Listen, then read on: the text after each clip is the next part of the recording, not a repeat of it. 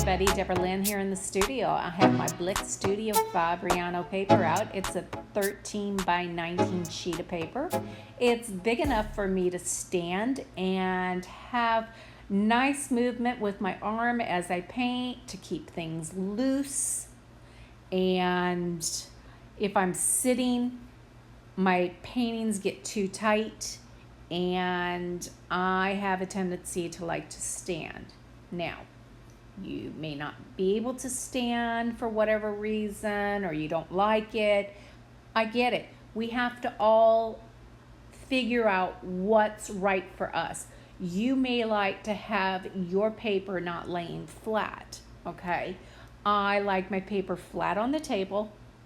That's how I work, and that's how I control the water on my piece. How you control your water with it pinned up on an easel is going to be completely different than how it reacts laying flat on a table. So, but you need to experience both ways. And as you move forward with your art, you'll figure out which way you like to work. Okay. And maybe some paintings you want to do on an easel, and some paintings you want to do flat, or maybe you're like me and you just do everything flat. So right now, you guys, I just have a little bit undersea green that I put down. I'm in the mindset right now of doing a landscape. Now, this is very intuitive that I'm working. This process gets a little chaotic and weird to watch, because what you're seeing is me processing and going with the flow and putting pigment down and processing it in my mind and trying to figure out what am I making. I don't know what I'm really doing right now. This is just going with the flow, okay? I'm just putting pigment down, and as I'm working, I'm seeing it form into something, and I'm trying to build off of that, okay? But you're going to see this process change, this intuitive process. See, like right there, it looks like I'm making a stem, and in my mind, I'm like, yeah, okay, let's do a little bit of stem work here. Well, that changes here a little bit, okay? And I'm even going to put some webbing in here. Now, the webbing is kind of like, I call it sewing the leaves and the stems together. I kind of do this zigzag technique. And so I started this because I do that in a floral. But this painting ends up being a landscape. But that zigzag kind of put in a cool texture into this abstract landscape. So I think it added a cool interest to the painting. So just go with the flow, okay? You don't have to do that webbing thing. That's just something that I've developed for my art, and it's just kind of staying in my art, and I think it sets me apart. And when people see my paintings, they'll say, yeah, that's got that sewing technique, or that webbing that must be Debra's painting. So yeah, you want to find something unique that you can do in your art and build a series around it. So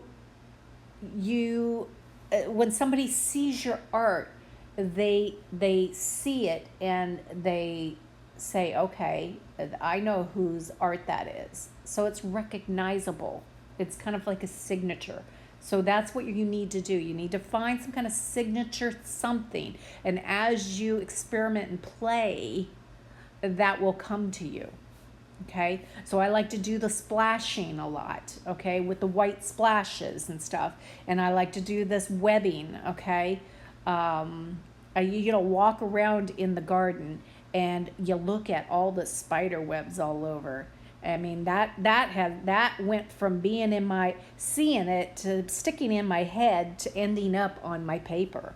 So those are the things that you need to, when you're walking around, just study things, study Study the colors in the sky. Study, the shadows and how they filter through leaves and all that stuff.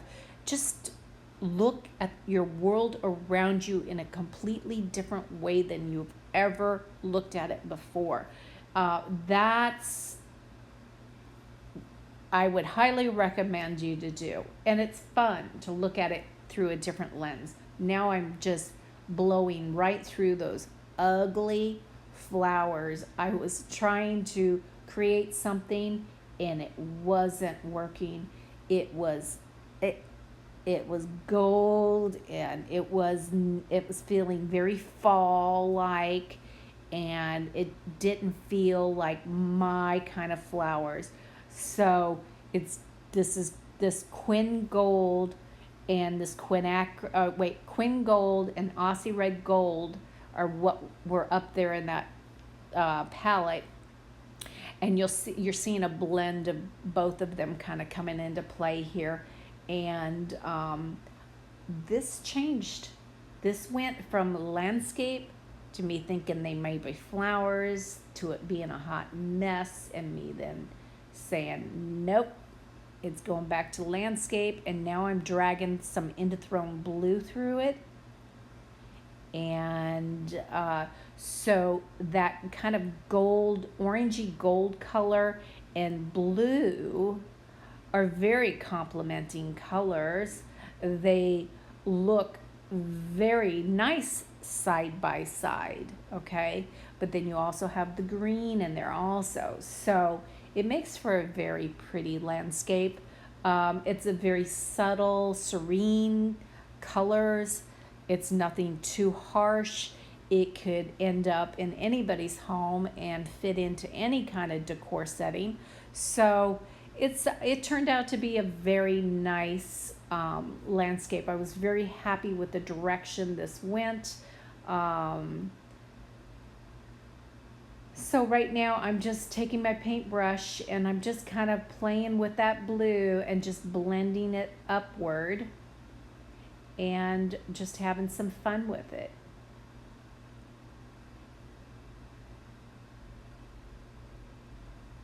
If you hear something in the background, that's because I've got a fan running and you may hear that fan. So sorry about that. I can't avoid it at this time. But that is a fan blowing in the background if you hear it.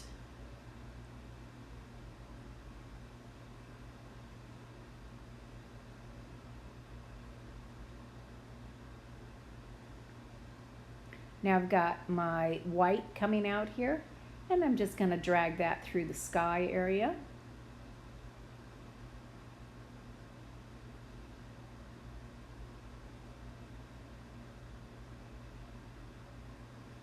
And now I'm going to put it through the actual landscape area. And I'm just going to drag just a little bit of that white through, not too much.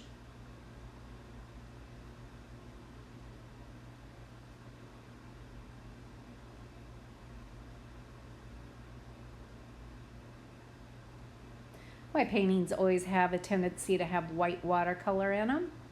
So that's another aesthetic that you'll find in my pieces. And now I'm adding depth. So I am bringing in extra Indothrone blue, and I'm letting that play out on the paper. It is mingling with the wet pigments. And I'm throwing a little bit more of that Aussie Red Gold and Quinn Gold down. As I said, there's a couple of them sitting there together, kind of blended together.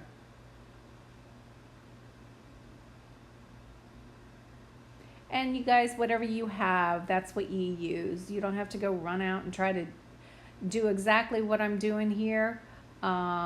It's just a matter of learning how to work intuitively and learning how to not stress about things and going with the flow. Now I'm just dry brushing.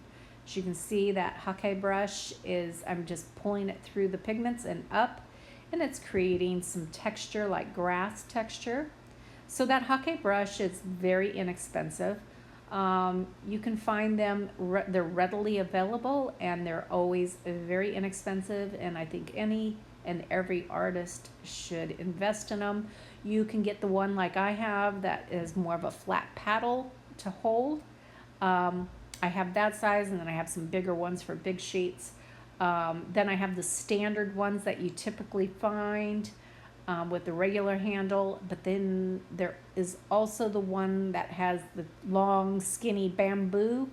It's like a tube, and those are nice for, you can kind of roll them in your fingers and get that brush to roll around and do unique things also. So inexpensive brushes, very soft hair, natural hair fibers, and definitely you can do an entire painting with a hake brush. So they're a very, very useful tool for any watercolorist. So I highly recommend getting yourself plenty of those.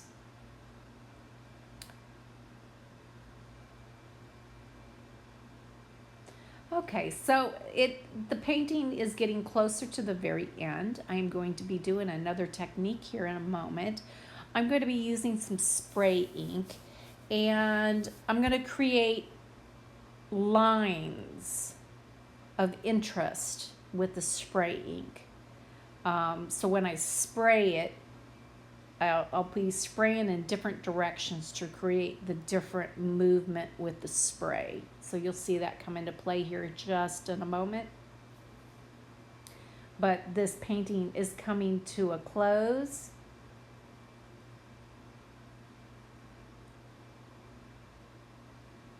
And this is a fun one. I really like this painting. It ended up being a very kind of more, a little bit more contemporary. I like it. It turned out cool, and at least I think it turned out cool. See how that I just created two different lines going in different directions. So that's, just have fun, you guys. It's all about trying new things, experimenting as you paint, and have fun and go with the flow. Don't freak about something. If it doesn't look good, plow through it and change it. And the worst case, you make a mess, you let it dry, flip it over, and try again on the other side.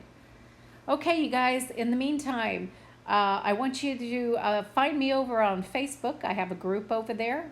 So please look for that. I think there's a link up there. If you look at the header of my YouTube channel, you'll see the link. You'll also find it in the description. You just click on that. It'll take you to the group, and you answer a few questions and you'll get access. You do have to answer the questions.